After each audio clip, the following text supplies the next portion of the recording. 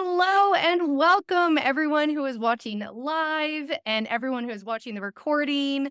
We are so excited to welcome you to the first LinkedIn Live in our Job Search Magic series, where we are bringing you all the wisdom, the resources, and the secret intel you need to land your dream job and your dream salary. We are demystifying the hidden rules of the hiring game so that you can shine as your best self and land that job you've been dreaming of. I'm Shannon Bowen. I'm CEO of Monsoon Leadership. I'm also a job search expert, a career advancement coach, and a salary whisperer, self-proclaimed. And I am so thrilled to introduce you all to Sonya Perez-Lauterbach, who is a gem of a human. She is also going to bring her expertise in change management and embodied leadership to help ground ourselves when we're transitioning from jobs, all the emotions that come from that. She is a holistic leadership coach, and she leverages neuroscience, psychology, somatics, and her lived experiences to help people lead and live with ease and joy.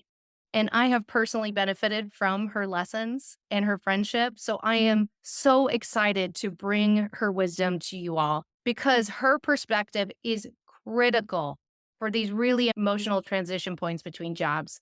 So welcome, Sonya. So happy to have you here. Thank you so much for having me, Shannon. I'm really excited to be here for this conversation. As we started talking about this and hyping this conversation that we wanted to have, people are wanting it and needing it Yeah.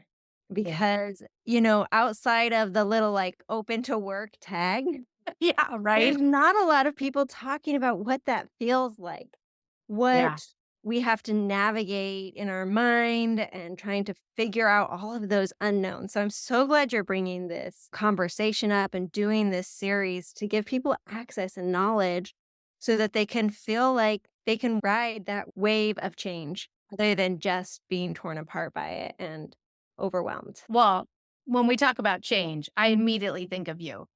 And I think with this job search process, you kind of have to wear all these different hats at the same time, you know? And so through my dream job coaching practice, many people come to me after being beaten down by a toxic work environment. They're grappling with serious burnout, trying to rebuild their confidence and be the best version of their self in a job search, and also really tapping into that hope that they could find a better job, that they can find a better work environment.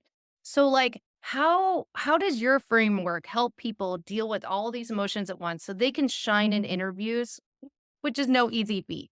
So tell us a little bit about how your framework can help people with that. As a holistic leadership coach, I integrate the mental, emotional, and embodied responses. So, not just in transition, but just as a whole, how are we showing up as leaders for our team and also leaders of our life? There's a number of different frameworks we could talk about transition. I have some frameworks in my Thriving Transition workshop that I use, some different frameworks around identity, how we see ourselves, especially in that job search. It's like, oh, you got to pull out that resume and you look at all the Yeah. things. Like it brings up all of this stuff about who you are, right? Like you're putting yourself out there. And So, am I good enough? And is this good enough? And do I quite fit? And all of those things, you're constantly like judging yourself in the process. yeah. And so knowing that that's just part of the process, we could talk about the identity piece and how we see ourselves both in our relationship to our current job and our relationship to future jobs. And so I want to root this conversation in two concepts. The first is awareness. When we bring awareness to what's going on within ourselves, mentally, emotionally, and embodied, and then also what's actually going on in the workplace, like what is actually challenging. Yeah. That awareness to getting clarity on those can give us more impact, can give us more power in the search. And so the second word that I want us to like root on is autonomy. Yeah. We actually do have autonomy. And so often we enter this feeling of being trapped Yes. or kind of a victim of some real uncomfortable and difficult situations. There's reason why we are leaving, right? Or That's one of the most autonomous decisions you can make. And this is why I'm pro job hopping is you're betting on yourself. You're protecting your spirit. You're protecting your well-being to say, you know what, this isn't working for me for whatever reason.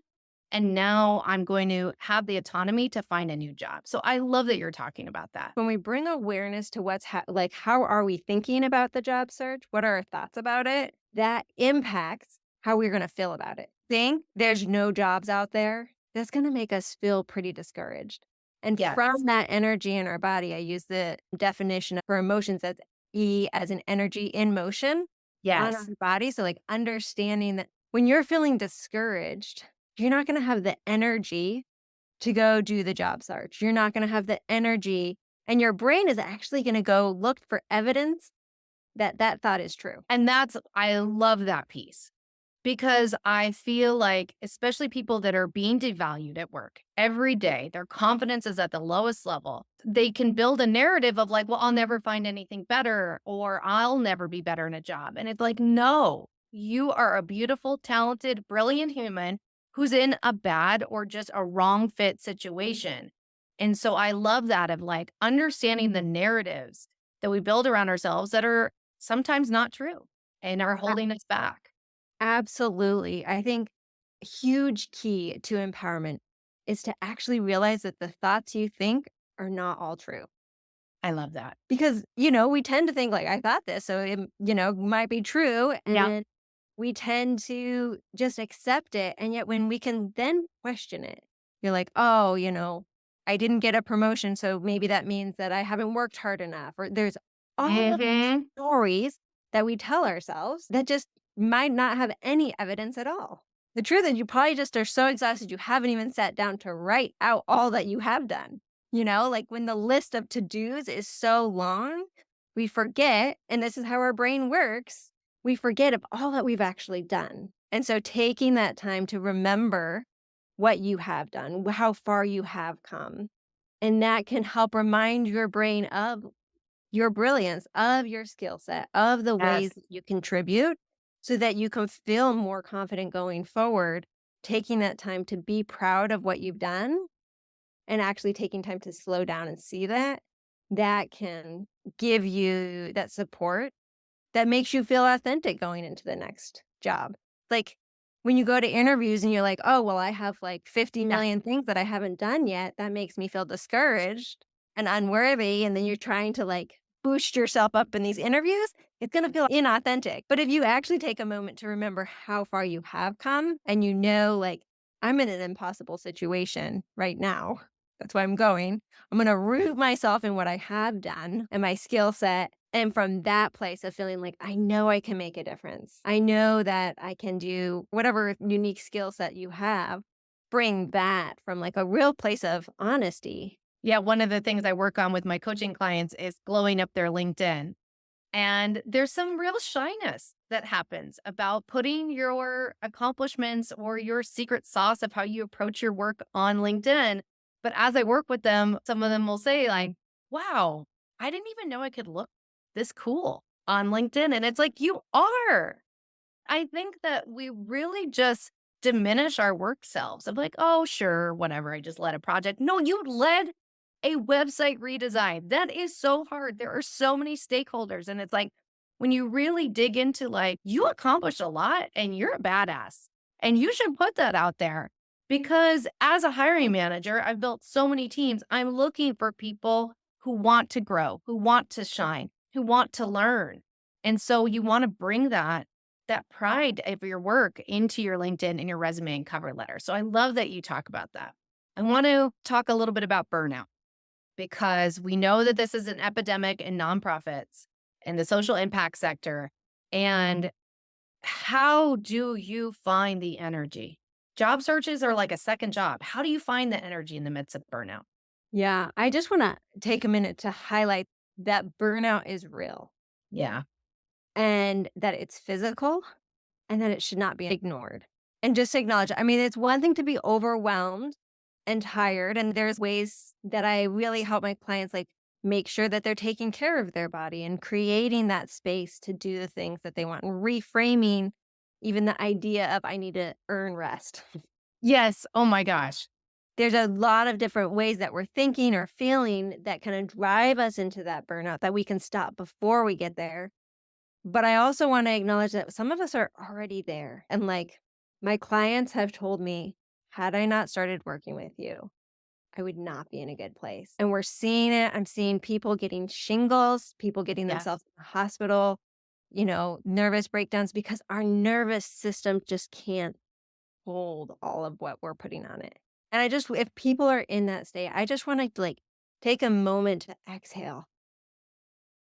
And you are worthy of feeling whole and being able to feel your body again. So often when we are headed down that road of burnout, we think, I've got to keep going, so I can't listen to the signals in my body. Yeah. Sometimes it's like, oh, I think I ate something bad, but we're just not creating enough space to digest our food. And so acknowledging that that is a reality and knowing that a new job is not going to change that. What Yeah. You have needs to to change that change within yourself is first. inside Yes. first, right? So even as you go enter into a potential job search, the idea of I've just got to keep working until then, I would just caution people to pause because then you're going to be in this new job and there'll be new things to learn. And so developing that inner awareness and self-management to take care of yourself, to know how you're taking on more work than you have capacity for. Knowing that is just so critical because when you do that, you can have fun starting a different job. Yes, and it should Rather feel fun, it should be Yes. energizing, and I love that you're talking about this because so after my first coaching call with my clients, I would give them homework, and the first one is always slack for your spirit. Take a little time each day for yourself, just a little bit, take a little walk, go stare out a window. I love to go futz with my plants and and take good care of them, but, you have to be able to do that or else you're just gonna roll that burnout into a new job and instead of feeling really excited about it. Yeah. So we're getting a question from the audience. I'm gonna just drop in, All um, right. and then we're gonna really dig into toxic work environments. So question from Bridget. How do you avoid these pitfalls from interviewers who seem to be in the know about your toxic workplace, especially in the case of interviewing for like mission nonprofit? Such a good question, especially for people living in kind of small nonprofit ecosystems in their region. Yeah. I want to zoom back first and say, what do we mean by toxic? Oh, good question. Because I think that that can mean different things to different people. Also, there's some assumptions laid into that. And so when we can get clear on what it is that we're saying oh, I'm fleeing or I'm leaving a toxic work environment. What are those things that aren't working for you? How is that not working for you? Like dysfunctional communication, gaslighting, other really difficult things, racism, misogyny, some of these real things that you're like, okay, rather than just saying it was all toxic for yourself, get clear on what it is that is important for you. I really value candor in the community. Yeah. I want us to be able to be a learning environment, right? I want us to not have to be defensive, right? Because when we're in those environments, we also, as humans, we're going to respond to the environment that's probably not in our highest self. So being able to name that and know, oh, I don't want to be a part of that and just getting really clear and specific. Cause then you can, once it's out and you kind of name it, it's not bubbling up inside of you of this nebulous, I've got to get out this monster.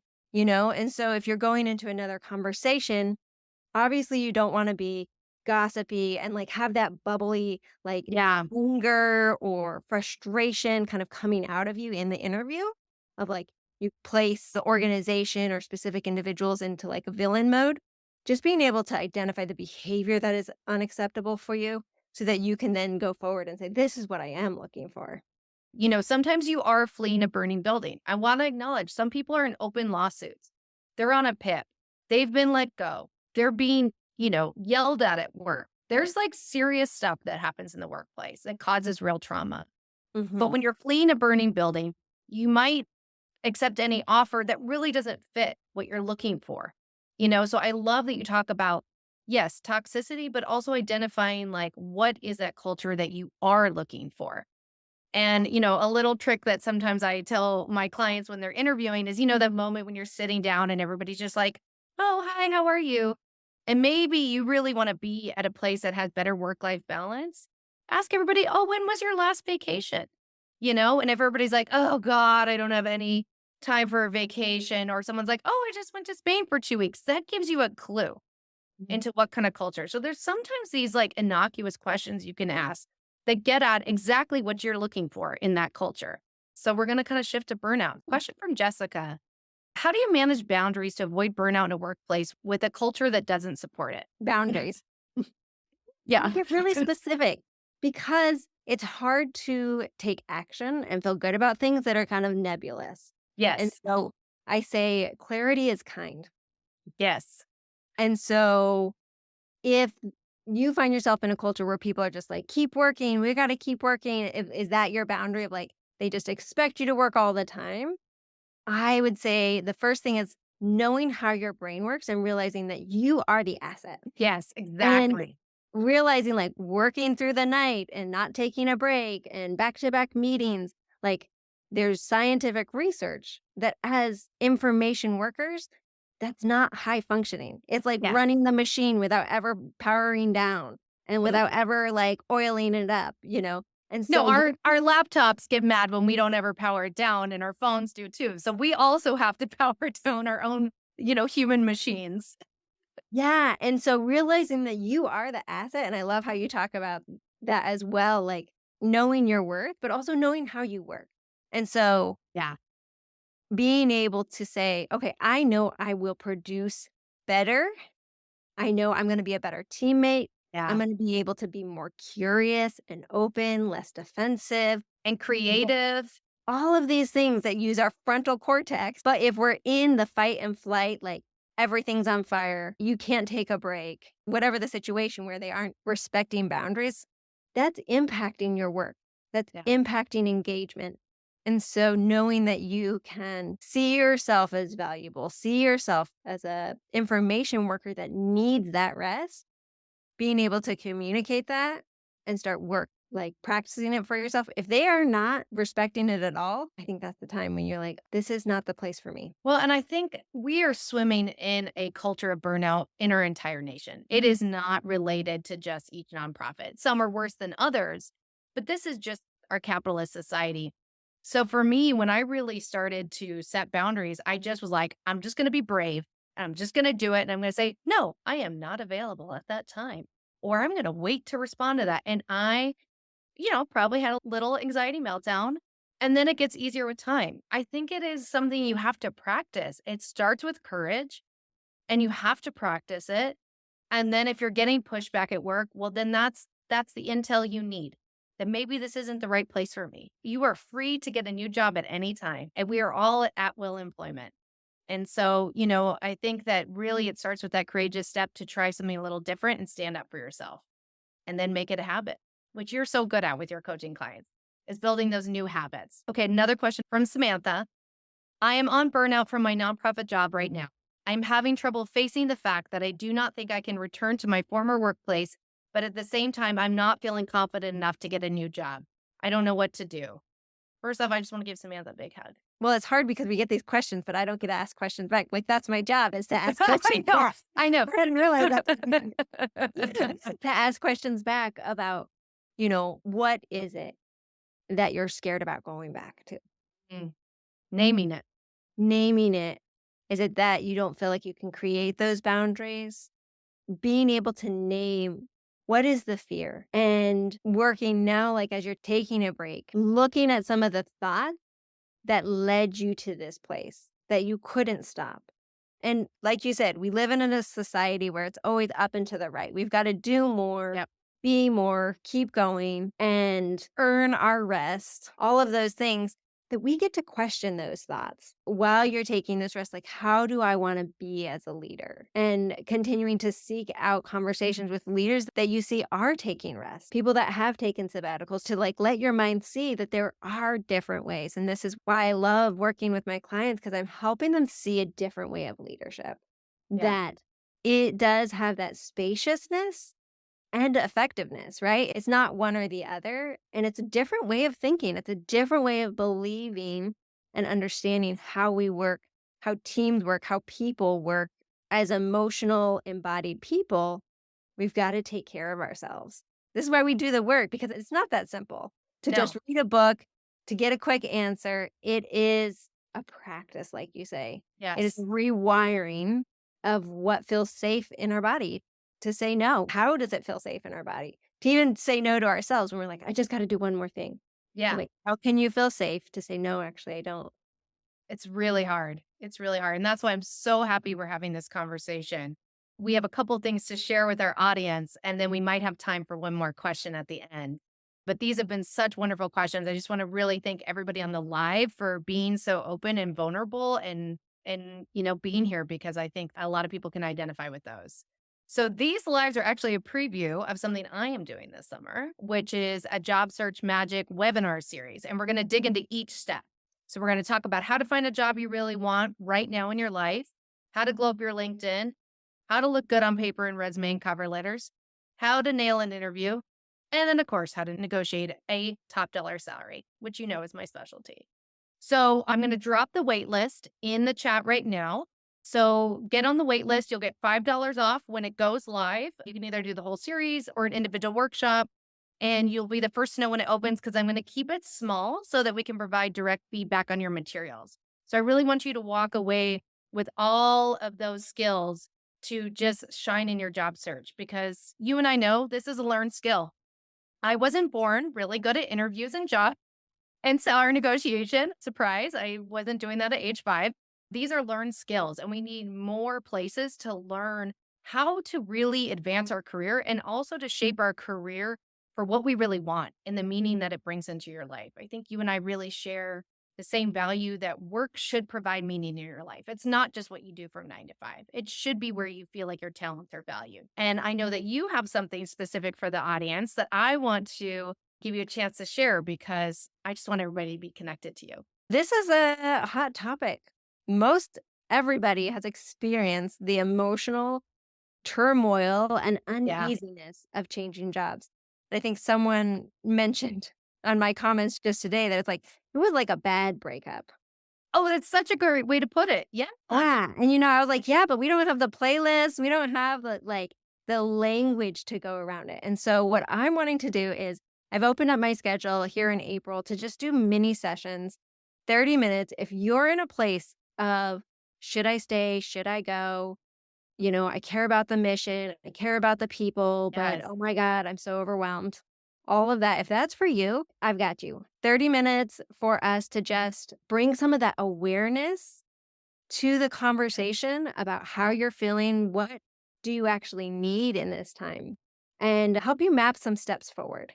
So it's just a mini coaching session. There's a link. I've decided to do it as a tip jar because I usually do longer packages where we're doing whole transformation of your leadership. And I have availability for that as well. So if you're like, I don't want a mini session, I need a full transformation. I want to work on these practices. I want to feel better so I can lead better, then that would be a discovery call.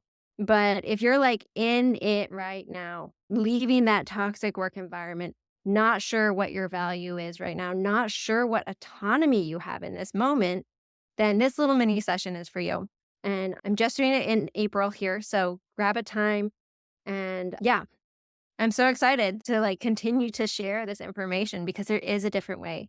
Wanted to this point that feels really hard for you. I think everybody that's kind of Yes. listening in is in a place. Allow it to be a sliding door moment of transforming the way that you see yourself, your gifting, and what you have to offer.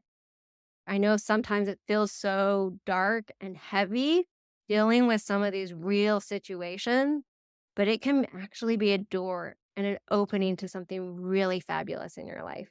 So I just want to offer that to everyone that's listening. So get connected with both of us, get your income up, get your confidence up because we believe in you. The industry needs you and Yes. I need you. And that's why I really wanted Sonya to come on here because I feel like we talk, oh, get your resume going, get your cover letter going. That's one piece of it. Getting your mind, your soul, your heart, your body ready for a change and believing that you are worth that next step.